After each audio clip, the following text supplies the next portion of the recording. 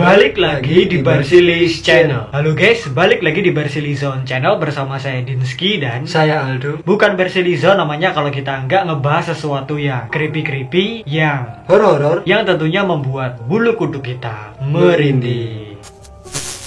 Nah, di episode kali ini kita akan ngebahas tentang salah satu karakter dari Jepang yang kawaii banget, yang udah populer di seluruh dunia. Nggak lain nggak bukan adalah Hello Kitty, si kucing unyu-unyu. Widih, ini dari zaman jebat udah ada guys, menghiasi pernak-pernik anak-anak, aksesoris anak-anak, kayak tas, kayak sepatu, terus apa lagi tuh? Selimut, ya, bantal, sepatu, pokoknya banyak bingit guys, karena ya udah dari lama banget. Pokoknya kita yakin banget kalian semua udah tahu Hello Kitty ini. Nah, berhubung ini adalah channel yang horor, yang suka ngebahas creepy, spooky and eerie. Di sini kita akan ngebahas sisi gelapnya, sisi creepy-nya Hello Kitty. Ya intinya ada beberapa rumor disturbing tentang karakter Hello Kitty ini guys. Konon dibalik pembuatannya Hello Kitty ini itu ngeri banget. Tapi kita yakin banget ini cuman creepypasta doang. Kayaknya kalau asli begitu ya nggak mungkin ya. Iya. Masa begini? Ya kita rada-rada nggak percaya sih. Cuman iya, karena ini channel horor, nggak apa-apa lah kita spill ke kalian guys. Tapi kayaknya udah ada yang tahu ya. Dan daripada kita berlama-lama lagi, langsung aja kita masuk ke cerita seram Hello Kitty. Dan ini dia zona horor. Eits, bagi kamu yang nggak berani menonton video ini sendirian, jangan dipaksakan untuk menontonnya, karena kalian bisa saja ngompol di celana.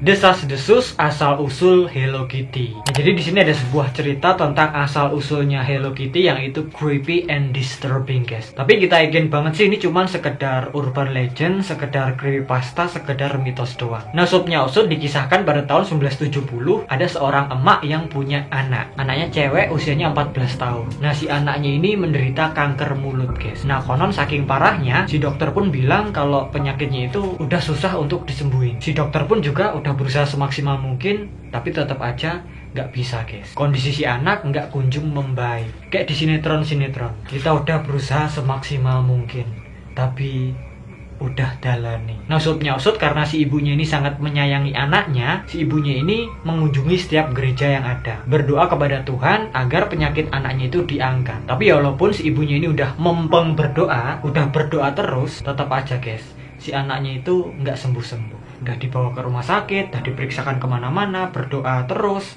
nggak sembuh-sembuh. Akhirnya si ibunya frustasi dan depresi, stres berat guys. Si ibunya itu nggak bisa berpikir jernih. Alhasil dia mengambil jalan pintas guys, bersekutu dengan iblis.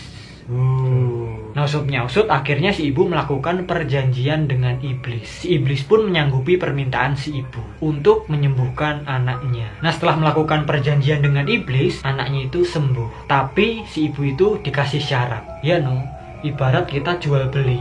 Kalau kita mau barang, kita harus ada duit. Begitu juga kalau kita mau minta sesuatu, harus ada imbalannya. Kalau di sini tuh dibilangnya semacam kayak tumbal atau sesajen, ya kan? Jadi si ibunya ini disuruh buat boneka sesosok karakter yang bisa diterima sama khalayak umum. Karakter itu harus bisa diterima oleh semua kalangan, agar si iblisnya itu bisa lebih banyak menarik orang untuk menyembah setan atau menyembah iblisnya itu, guys. Bikin karakter seperti itu untuk sarana penyembahan iblis. Nah, konon kemudian si ibu membuat sesosok karakter yang imut-imut, unyu-unyu yang dinamai Hello Kitty. Karena sebelumnya anaknya itu menderita kanker, makanya si Hello Kitty-nya itu dibikin gak ada mulutnya guys. Kalau karakternya imut kan pasti banyak orang yang suka. Semakin banyak yang punya, semakin banyak yang beli, semakin banyak pula yang menyembah iblisnya secara nggak langsung. Tapi kalau nggak tahu gimana?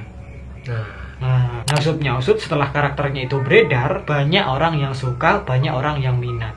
Karena kekawaiannya, si Hello Kitty ini memiliki banyak penggemar. Orang-orang beli, jadi miliknya, dipajang. Itu secara nggak langsung mempersilahkan si iblis untuk memasuki kehidupan si orang yang punya itu guys. Entah itu boneka, pernak-pernik, aksesoris, atau yang lain-lainnya. Secara nggak langsung dia menyukai iblisnya itu, worshipping the devil. Tapi konon ada juga yang bilang kalau si Hello Kitty ini kerap dijadikan sebagai simbol pemujaan setan, simbol rahasia untuk komunitas pemuja setan. Para remaja menggunakan Hello Kitty sebagai simbol di tato mereka. Dan simbol itu berarti anak gadis iblis. Berarti kalau gitu kebanyakan pengikutnya anak cewek dong. Soalnya Hello Kitty kan karakter yang emang disukai banyak anak cewek. Pas kita pakai tatonya itu, kita anaknya iblis gitu.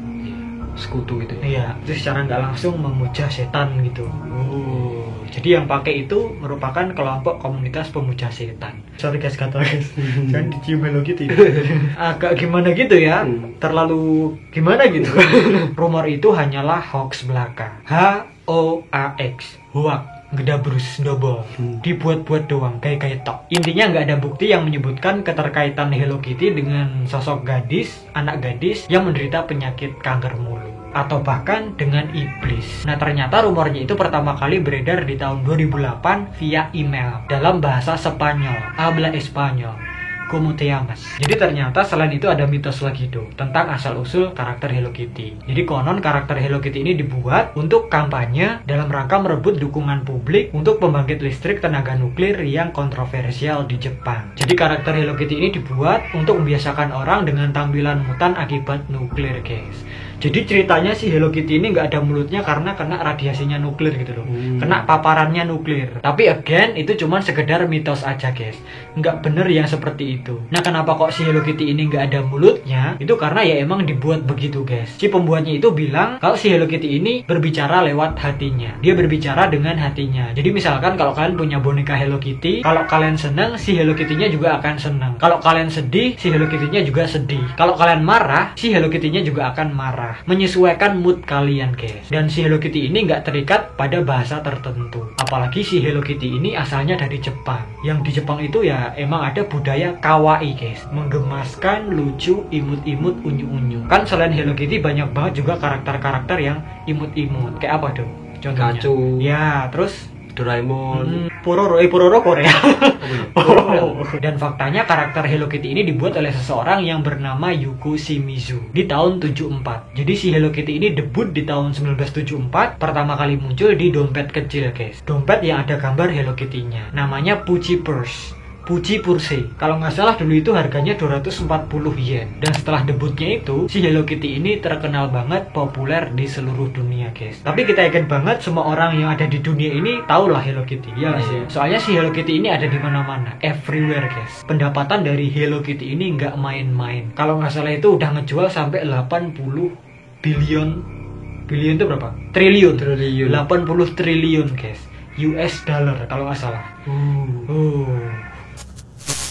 Nah itu ya guys ya, konspirasi tentang Hello Kitty, desas-desus, rumor creepy tentang karakter yang kawaii itu. Gimana menurut kalian? Mungkin ada tambahan? Boleh banget kalian tambahkan aja di bawah. Dan mungkin segitu aja video kita kali ini. Kalau kalian suka video ini, please klik like, share, subscribe. Jangan lupa juga klik lonceng notifikasinya, biar kalau kita upload video terbaru itu langsung masuk ke notif kalian. Follow juga Instagram kita @barsilizon, kenal kita lebih dekat. Kurang lebihnya mohon maaf jika ada salah-salah kata, perbuatan, dan juga informasi. Terima kasih dan matur nuwun. Sampai jumpa di video kita yang selanjutnya.